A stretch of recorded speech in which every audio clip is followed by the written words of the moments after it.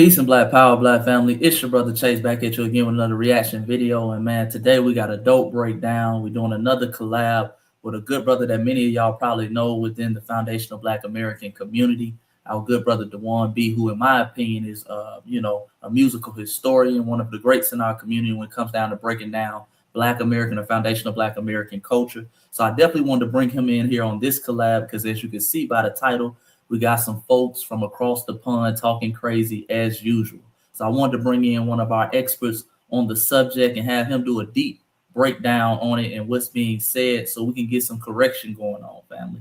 But with that being said, make sure you like the video, you subscribe to the channel, also hype it up, and as well, go get my newest book, When Black Americans Stop Singing and Start Swinging, because y'all already know it is so important for us to tell our own story. With that being said, let me bring up the good brother Dewan B. Peace, brother. How you doing? What up, brother? How's it going, man? Man, everything's going good, brother. Everything's going lovely. Thank you for joining us, on the show and this deep and much needed breakdown, man. Mm-hmm. Yes, sir. Yes, sir. Let the people know a little bit before we go on a little bit about your background, who you are, what you do, if you don't mind. Oh yeah, no problem. I do a lot, so I'll be having to edit what I do depending on my audience. Right. But yeah, I kind of got the FBA community pushed me into the title of music historian. Quite honestly, I thought everybody knew this stuff up until Busta Rhymes came out and said Black Americans have no culture, and I saw how many Black folks were agreeing with that. I said, oh, we got a problem out here. But I'm just somebody, I'm a self-taught drummer, played in church for 20 years, and I'm a nerd. So anything that I do, I like to understand the history of. I studied, my information comes from me studying my favorite drummers, my favorite bass players, my favorite singers, and who their influences was. It was really all personal study. I did do some stuff in college. I did take a bunch of music history courses in college, but that was really only for easy A's. I wasn't, it was just okay, this is an easy A right here, Right. It was natural to you. Yeah, it was just like, okay, there's music history. Okay, oh yeah, I got that. I know I'm gonna get it. I know I'm gonna get a C over here in math. Right. C over here. Right. That's what that was about. And it was really just personal information until I saw that a lot of people on the internet really didn't think we had culture and didn't understand that hip hop is a derivative of a derivative of a derivative. It's not a master genre. It's a subgenre of a subgenre, Right. Blues is the primary genre. The mother genre is R&B, and hip hop is a spinoff of that. Right. What I mean? So I see these people trying to tell the history of it, make it seem like hip hop just came in with some new stuff, like BS. So that's kind of how I got pushed into this lane, really by the FBA community. Absolutely, man, and we appreciate you. I kind of feel the same way. I kind of thought everybody knew these certain things. I remember kind of years ago, I had dropped a video on MLK Day talking about how his mother shortly after him was murdered and his brother was found drowned in the swimming pool, and I remember that went viral. It had over 1 million views, and I'm like, damn, I was just I was just throwing that up on Instagram. I was like, man, let me put some content up. Let me throw that up, and that went viral, man. So, a lot of this stuff is much needed, man. Much needed in our community, and like I say, man, we appreciate your contributions to it. So, because music is very important. So, yes, sir. Yeah, I appreciate it, brother. With that being said, brother, let's go ahead and jump into this video. This chick right here talking crazy. It's kind of interesting when you get someone from who's not Americans' perspective on it that's actually indulged in our culture as well, because you're not green to the American shit either. No, because people call me a culture vulture sometimes. I'm like, I'm so sorry, and I mean this in the nicest possible way, but what is Black American culture? What is that? Because you guys don't know where you're from. So what is Black American? I don't like when people say that. Okay, cool, but and I get what you're saying, but then when people say I'm a culture vulture, it's like I was grown up on hip hop and rap and stuff like that. That's my culture, hip hop. I'm Jamaican, but I was also brought up on hip hop, Nas, that was my culture. Your family's probably like the Windrush. Yeah, God knows, I don't know into that depth, but that's my culture. So how dare other people try and tell me what my culture is? So when I come and do interviews and doing whatever, I don't look at myself any different to an African American person. I could agree with that. It's basically okay. Hold on, brother. She said a lot. Is so many. Double talking points is ridiculous. Brother, I'm gonna let you start it off, brother. What's your thoughts on what she's saying? First off, is she's saying she's literally coming. She's in Britain. She's Jamaican, right, but British, and saying that the Black American don't know where she's from, and saying that just because she listens to hip hop, that's her culture. Crazy. So Crazy. It's the issue that I see all the time when dealing with people from the diaspora that try to claim our music. There's one common trait from her to Pete Rock. They don't understand their own history and their own culture. Absolutely. Because if all you got to do is just go back 2 generations of music to musicians to the original class of Jamaican musicians that created ska, rocksteady, reggae, they all tell you they got it from America. Come on now. Hell, Kool Herc says he got it from America. Right. From America. Right. You know, they all the originators weren't culture vultures. They were very appreciative of our culture. And so people like her, just like Busta Rhymes, they don't look at their own history, and that's a major problem. So they come into our history not knowing who they are. Right. And they're trying to attribute what they think they are and projecting onto us what we're not. It's just a projection. Right, right. First of all, like this whole notion, family, that we don't know where we're from. That's the biggest, crock of shit ever. They know where we're from. They say where we're from every time they mention our name. They're always over there in the UK talking about block Americans. They know we're American, family. They just have jealous hatred and envy because we're American. Okay, she has to come over here to talk that she's talking about. She's sitting in America now talking about foundational Black American culture. That's the thing I find very ironic. Also, this notion that, and I hear a lot of them do this, they can claim Jamaica because what they try to do is they try to say this whole thing, we don't know where we're from because of slavery. I feel like that's their whole point they're getting at. But they will acknowledge their ethnogenesis in Jamaica, even though they came as slaves to Jamaica. But they can now claim Jamaican heritage. But when we say, hey, man, we're foundational Black Americans, we had an ethnogenesis as well, they play dumb. So I think that's something that's very interesting. What else is interesting about the whole situation, in my opinion, is they're talking like they don't want to acknowledge, they want to acknowledge their own ethnogenesis, but not ours. And they never want to acknowledge our roots of their culture.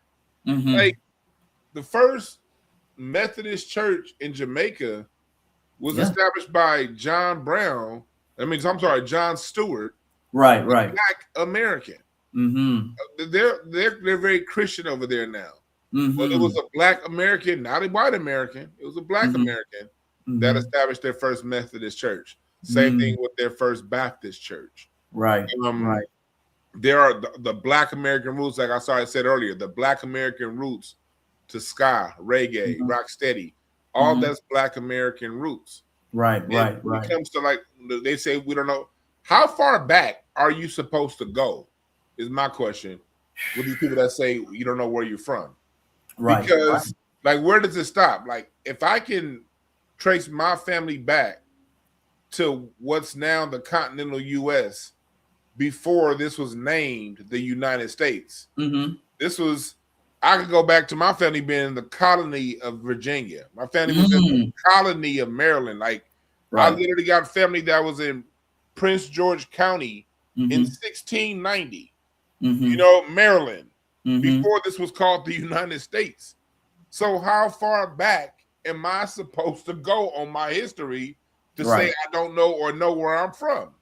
Amazing to me. And I always say they don't really want to play that game either, family, because I've challenged them on, let's go name for name. Let's go, who was your great grandmother? Who was my great grandmother? Who was your 2 times great grandmother? A lot of these folks can't name, especially people, no disrespect, from the continent of Africa. You look at places like Congo, they have 1 census in their whole country's existence since independence. You got one, I believe now it's 3 and 4 children born without birth certificates still in 2026 in Congo. Do people really want to play the game of knowing where you're from? These folks have been mixed and matched and placed in different locations all over. So they don't want to play that game. And I just find it very ironic. They always want to bring that up. It's like y'all don't really want to go down that street of knowing where you're from, because if we ask you to pull paperwork, if we ask you to pull receipts or records, you're not going to be able to do that. Yeah. And let's just tell the whole truth. Right. The Berlin Conference divided Africa up like a slice of pizza. Wow. Those people, those lines, Africa used to have horizontal borders, natural borders, mountain ranges, rivers, lakes. The Berlin Conference came and said, you know what? They sliced that up and diced it, moved people over here, right, moved them over there, right, divided them, pushed them here, pushed them there, drew borders between tribes on purpose. That's literally what they did during the Berlin Conference. Oh, this way our tribe is? All right, let's make this a line between Nigeria and Lagos. Right. Oh, yeah, let's make this a line right here between Ghana. So y'all don't even know where y'all from, because where y'all are now ain't where y'all were 200 years ago. 100%. And that brings me up another point, because another point she brought up, which is another popular point within the so-called diaspora amongst non-foundational Black Americans, this notion of what is Black American culture. And a lot of times they'll just point to the music, because our music is so global. You know this, Brother Dewan, and they'll try to take bits and pieces off the music. But even if we don't touch on the music, we can touch on our 50,000 inventions. Black American culture is Lewis Latimer, who not only wrote some of the first books on electricity, but went over to the UK, where she's from, and helped to light up cities like London, helped to light up New York and Philadelphia. Foundational Black American culture is people like Garrett Morgan with that 3-signal traffic light that you see over in the UK, and you see global. I'm talking about global contributions to the world right now. You see what I'm saying? Maria Van Brown, the home security system. We can go to brothers like George Speck, the potato chip. Who don't eat potato chips? Right. You see what I'm saying? Our culture is all around us. Even in this room, she's sitting in front of a mic. A brother who's considered the father of the modern day microphone is a brother by the name of James West. So it's very ironic these people say, what is Black American culture, while eating off of Black American culture. You can't even say this bullshit through microphones without acknowledging our culture. So, it's very ironic, brother. So let me go ahead and play a little bit more of the video real quick. It's just the accent's different. We're in the UK. Yeah, if you were here, you would be considered a Black person. Nobody would. Slick Rick is from the UK. MF Doom was born in the UK. You can't fucking say people try to drag 21 Savage when they found out he was also some of the all-time greatest artists in hip hop are from the UK. You feel me? Like the original DJ credited with the birth of hip hop, Cool Herc, is Jamaican. You feel me? Okay, hold on. We gotta pause it right here, family. We gotta pause it right here. Now, Brother Dewan, you're more into the music than I am. When he said that some of the all-time greatest hip hop artists are from the UK, let me humble myself, because I'm not a hip hop head like that, but I don't. Who is he referring to? Some of the legends, Slick Rick is a legend. MF Doom, people say is a legend, but let's just tell the truth. If you take away all UK artists, hip hop is still exactly where it is. Right. So let's start off by saying that none of these people were foundational to how the sound moved forward and moving 100%. The sound forward. And they all, let's say something else. Let's take this back to an anthropological perspective. You people that grew up, just because you grew up listening to something, just because you like something, does not mean it's your culture. Hip hop, Black American music is a continuum. Right. And when you see the effect Black American music has on people around the world, it's every generation, every genre. These people are talking hip hop. Well, the generation before that, the Beatles and the Rolling Stones, they were all UK, but they were influenced by what? Chess Records, Black American blues out of Chicago. Right. And the reason why they were influenced because Chess Records had distribution deals in the UK. UK skiffle comes out of Black America. So just because you like what we put down and you imitate it, it doesn't make it your culture. Right. You can have you can make lasagna all day. It doesn't take away that that's born out of from Italians. It doesn't make it your culture because the best lasagna chef in the city happens to be white or black or Mexican or something like that. It's still going to be Italian culture. It's no different with ours. And this is all born out of a lack of respect for Black Americans. If we're going to cut to the chase, it is all born out of respect. These people are nothing. I've been told my whole life they ain't did nothing. They ain't created nothing. I'm better than them. So I got to find a way in my mind to other what they created. And it's also a byproduct of miseducation, intentional miseducation, because no matter what we create, it always has to be othered. So they learned these lies from liars. Just to add to it, I always say, similar to what you were saying, that they believe assimilation to our culture or even proximity. I hear that a lot with the Fat Joes. They always talk about how they grew up around Black people. That don't mean that's your culture. That don't mean that's your culture. And it don't mean that you're not just as much a white supremacist as some of these folks who didn't grow up around Black people. You know, because I always say, to me, if you truly grow up around Black people, you have respect for Black people, you will give credit where credit is due. You know, one of the highlights and examples I give is, shout out to him, but Paul Wall down in Texas. Paul Wall, every time you hear him, he's giving respect to Black people. He's not around here talking about, I can say the N-word because I grew up around Black people in the hood, X, Y, and Z. No, he shows a proper amount of respect. Also wanted to touch on as well, too, they always bring up the Slick Ricks or the Cool Hercs, but they don't talk about these folks came here as kids. They grew up around foundational Black Americans. They were molded and cultivated by our culture. What did they bring from the UK that changed hip hop? They came here right. Look. They came here when they were 11 and 12. I guess Cool Herc came over here as a 13-year-old and put us up on game. Stop it, man. Stop it. No, like even Slick Rick said, when I came to America, I was so infatuated with the Black American culture. Right. Slick Rick is very honest about, he's very honest about being enthralled and just loving what Black Americans were creating and doing. Like, he's very honest about that. And let's go back to the Cool Herc thing. How in the hell is a 13-year-old going to bring a sound system over from Jamaica? Name the sound system that they created in Jamaica. Come on now. Jamaicans were getting sound systems from the U.S. when they can afford to, and they weren't even getting the newest stuff. They was like getting the old knockoff stuff. If you look at Jamaican sound systems in the 60s, it was American speakers from the 40s and the 50s. Jamaica was, people, let's just be honest. Jamaica was a third world country. This is back when they still had first world, second world, third world rankings. Right. And you don't really hear that term being used much anymore now.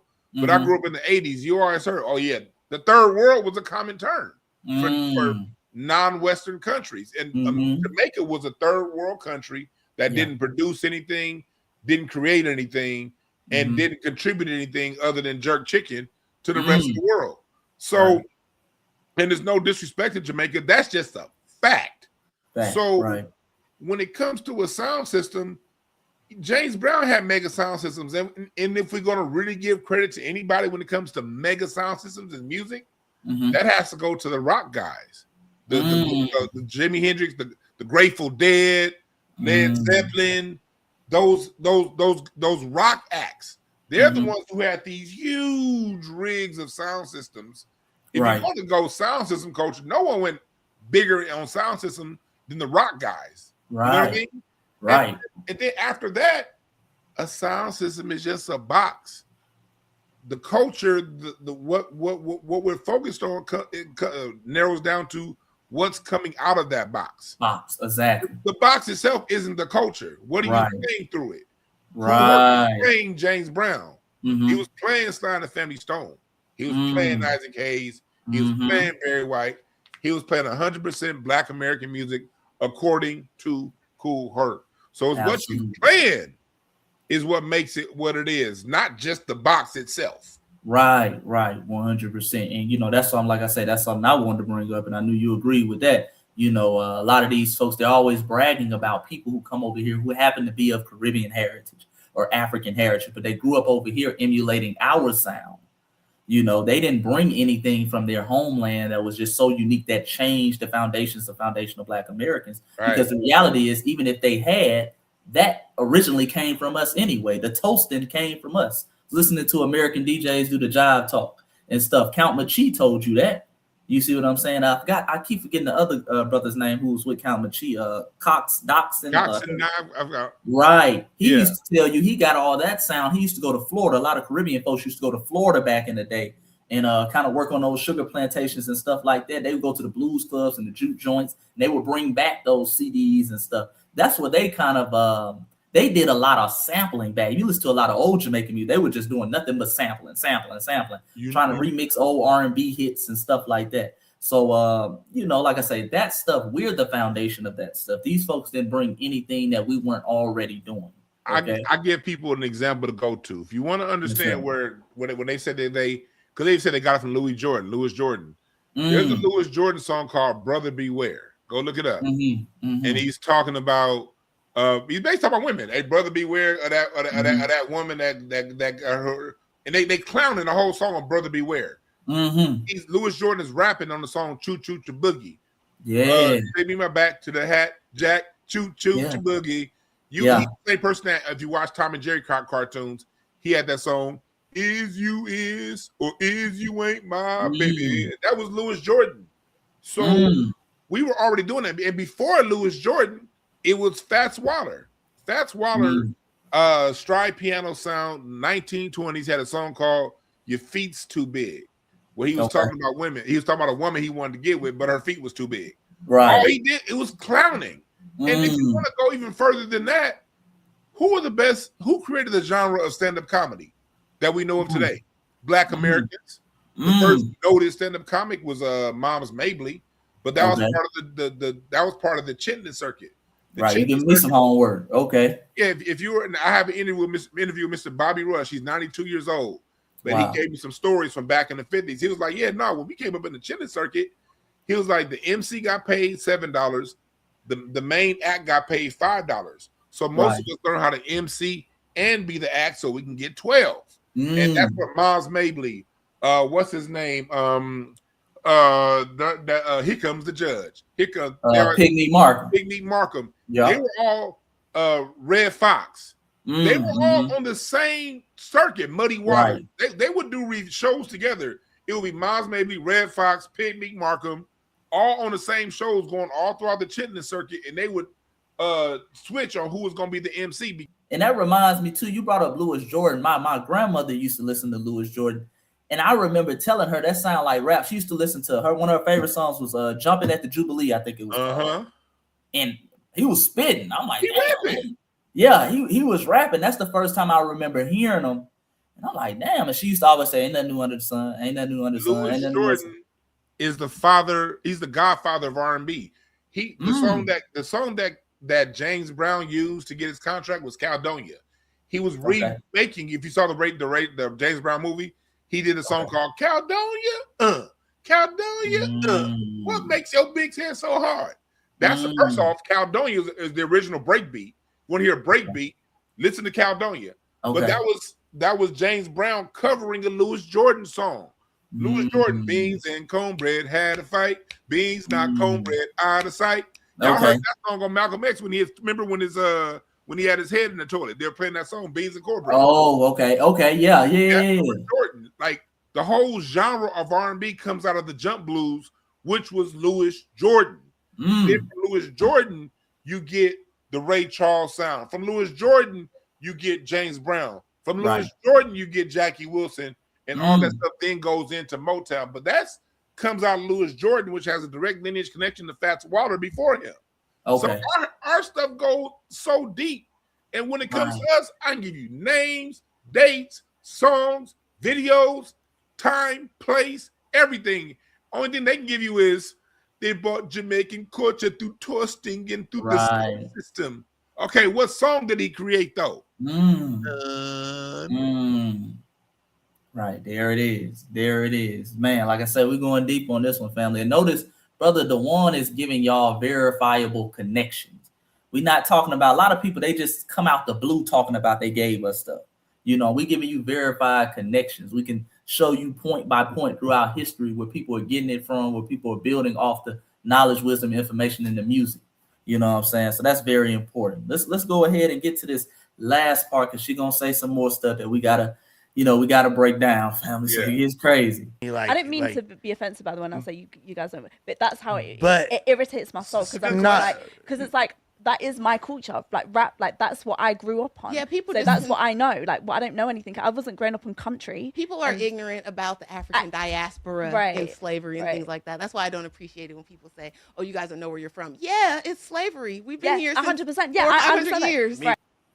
And that's the end, family. That's the ending clip. And like I said, this is one of the reasons I chose this clip because it always kind of breaks my heart when I see foundational Black American brothers and sisters kind of going with this stuff. As far as the sister at the end is talking about, oh yeah, we don't know where we're from because of this, because of that. We do know we're from America.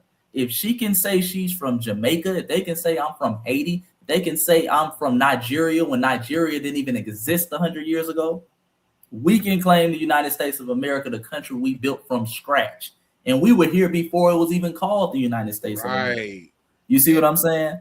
So I think that's very important. Go ahead, Brother Dewan. The thing about that sister right there, see, the issue is this, and I'm not mad at her, but Black people, we tend to, our default is to make other people feel comfortable. We're very warm like that. We're we're really good hosts. You know what I mean? We don't give ourselves enough credit for how well we host. For how we make people feel warm, for how we really do look out for other people. The evidence is we will roast the crap out of each other, but then give other people a pass. You saw how hard they went at Kendrick, but the same people that's going at Kendrick for his Master of a Super Bowl performance was like, "Oh, Bad Bunny wasn't that bad. Maybe we should learn Spanish." You know, that's the kind of soft suit stuff that Black people do, and that a lot of that is born out of not truly knowing who you are. When you know who you are, you can voice it when challenged. Two, you're not going to take the disrespect because the knows it's wrong, but she doesn't have the vocabulary like most Black Americans. We hear things, we know it's wrong. Right. We don't have the vocabulary to show where we're wrong. So we'll be like, all right, whatever. That's why, like, my mission for people like me is let me put all this stuff out there so whoever's listening can get the vocabulary. So hopefully somebody listening to what I say will pick up a book and learn a little deeper about what I'm saying. And if they're faced with a situation like this, they'll have the vocabulary to shut that nonsense down. Right. And let me speak to some of the cool immigrant brothers and sisters. This is what you don't do. See, the reason why she's getting called a vulture is because you sit over here and you eat off of Black American, foundational Black American culture, and then you act like it doesn't exist. Okay, that was the whole point. Nobody's tripping off of y'all growing up on it, being indulged in it, X, Y, and Z. We understand that, our culture is so contagious and our culture is pushed around the world. But when you sit up there and act like, okay, we have no culture, you turn around, you eat off of it, you make a living off of it, you're on talk shows getting fame and notoriety off of our culture, and then you turn around and say, wait, what is your culture? Do you have a culture? Huh? I don't know. Like, come on, bro. Now you playing dumb. Now you're playing dumb. And don't for 1 second believe that they don't understand the history of slavery and what happens to it. These folks sit up there all day in their country and watch nothing but foundational Black American culture and history. They know what happened to us. They know what's been done to us, and they sit over here and play dumb. And I also wanted to play this clip, Brother Dewan, because this is from another part of the interview, and I thought this was very interesting. Jamaican accent. Yeah, so Black people in the UK, you're either African or Caribbean. I'm Caribbean. Which are two separate, completely different cultures. But back to like the trap law thing, you see the conversation about slavery, and like I have friends that we talk about different stuff and like their upbringing and how certain things were. He will never understand that. You can't comprehend like the level of like, what's the word? Like struggle, like that some of these people go through. I come from struggle also, but when I was speaking to my friends, obviously like African American friends, they come from that's something I can't, like slavery and stuff, like your parents and all of that stuff, but grandparents, like I didn't really have those stories growing up. They do. He can never fathom what some of my friends go through. So I'm like, that's why I don't fuck with it. No, I agree with you. But hopefully that. Okay, and the reason I wanted to play that, family, because she was saying that she couldn't relate to slavery and stuff like that. And that made me think two things. Either one is she's very disconnected to the history of Jamaica. She really doesn't know anything about the history of Jamaica. Even in the other clip, she was talking about, we don't know where we're from. And then when the other girl brought up the Windrush, she was like, I don't know. I don't. Huh? What? Huh? So, I mean, the jokes write themselves. Right. I thought maybe because she looks a little Indian. I'm thinking she comes from the coolie class of Jamaica. Yeah. When she starts talking about, I can't relate to slavery and I don't have that history, I'm thinking that she might be an Indian, one of those indentured servants. They call them coolies now, family. Yeah. They went to the Caribbean, places like Trinidad and Jamaica. They came after slavery to kind of work those plantations as indentured servants. I'm thinking she might come from that class. I don't even think she might be come from that Black Jamaican class that descends from slavery in Jamaica. Yeah. And now she's trying to exhort some authority. She's moved to the UK. She's trying to exhort some authority and talk about, well, hip hop's my culture, X, Y, and Z. So I found that very ironic, even just the stuff that she's saying, and that's just proof these folks are not like us. They're cut from completely different cloths. That's real talk. Did you have anything you wanted to close out with? Because that's the end of the video. Well, what I would say to this is, again, that we're dealing with people with an extreme identity crisis, That's what we're dealing with. We're dealing with an identity crisis. They don't know where they're from. They don't know what their culture is, but they know that what they do like comes from this group of people that they were trained to hate. And what we're finding is the pushback. Black people got to realize this: the pushback is their own cognitive dissonance in their own mind. They're angry. They're angry. It's identity. Okay, well, if this comes from people I'm supposed to hate, well, who am I? Well, these people don't want to deal with that. So instead of dealing with, okay, well, who am I? Let's just go ahead and say you and keep projecting and keep throwing darts your way. Because more I throw darts your way, the less I have to deal with myself. The way we neutralize that as Black people is to, have some. I don't mind having some compassion. If they being cool, because every immigrant's not a tether. Right. And tethers come in all colors. But the thing is, they got to deal with it because when people come to America, they get it. They fall in love with this music thing. I put a video up the other day. Gene Simmons talked about when he came to America from Israel and heard Chuck Berry for the first time. It was the first music that he had ever heard that made him want to move. The generation before Gene Simmons, they came to America during the swing generation. Right. And we had Count Basie and Duke Ellington and Jimmy Lunsford and Chick Webb running things. And the Latinos, Mario Bowser, they went ahead and took from Chick Webb and Dizzy Gillespie, and they made salsa and then into Latin jazz, all out of American swing. American swing also went over onto the white side, and they put Benny Goodman as the face. Benny Goodman was known as the king of swing. That way white people can cope with, because swing was the only form of jazz that was ever popular in America. Jazz was never the popular music other than swing. And when you had Count Basie, and swing is a sound out of Kansas City that blew up in that hit international markets in New York, but it's a Kansas City sound. So is bebop. Okay. And these are completely Black American. They don't even tell you about Kansas City's influence on Black right, because it ain't nobody that was there with us. That's about to New York by way of Kansas City. And it became the sound. And before swing, it was ragtime. Ragtime was the sound of America. Anytime you hear about something, watch a documentary on the World's Fair in 1900, when President William McKinley got killed in Minnesota. They're always going to play. Anytime they're talking about Garth, like Taft, and what's his name, President Roosevelt. Anytime you talk about that turn of the century, watch any documentary on the turn of the century. They're going to be playing ragtime. That's our music. Everybody that comes to America, every generation, what makes them fall in love with America and American culture is whatever popular form of music that Black Americans are playing at that time. So if you come in the 80s, and there's going to be hip hop.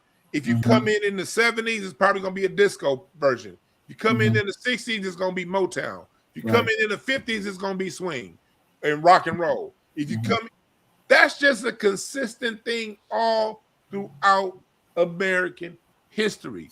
And that's why I'm always on these people that's in the hip hop, these hip hop heads like, man, hip hop, we the first, we bring the whole world together. Well, man, you're like the 90th genre that black people created that brought the world together. Right. Learn your history. You ain't unique. You just black. Right. 100%. Man, like I say, man, Dewan B, brother, I appreciate the breakdown, man. Let people know as we close out, also about your Patreon, because you go really heavy on the Patreon, about the musical history that you break down, where they can follow you on social media and YouTube channel as well, brother. Everywhere is right here. Where is it right here? At Dewan B. It's on the other side, yeah. At Dewan B. That's everything. Twitter, that's Patreon, that's .com, that's Instagram. Yeah, and on my Patreon, I got multiple tiers, but I do have a music university tier where I go in depth. And that tier, I give study guides, references, slide presentations, book, homework assignments, books, documentaries. And right now I'm in the middle of a series on the complete history of R&B. I have a history of black music up there. The next class is going to be the history of jazz. And these are 10 to 12 week courses that really break things down in depth with learning materials. And I teach it at a college university level for only $40 a month. No, there it is. And just come on YouTube and get the free shit, whatever you want to do. And most of we got to get both. We got to get both. My content, 95% of my content is free on YouTube. But when I got to start putting together study guides and all that kind of stuff, that's going to go over on Patreon. For sure. And brother, let me challenge you. You know, as somebody who's an author, we need that book out of you. Oh yeah. I don't know if you ever thought about writing a book, because you know the book is timeless. I was editing last night. Like I was looking through my notes. I started writing my book on 100 years of Black American music a year ago today, February 17, 2025. Okay. And it was originally outlined to be a 13 chapter book. Now we're like at 19 chapters. I'm over 800 pages deep. Oh man. It's done. So now I'm in that part to where I'm editing it, looking out for redundancies and editing. So I don't know how long it's gonna take me to edit. But yeah, I started the process a year ago today.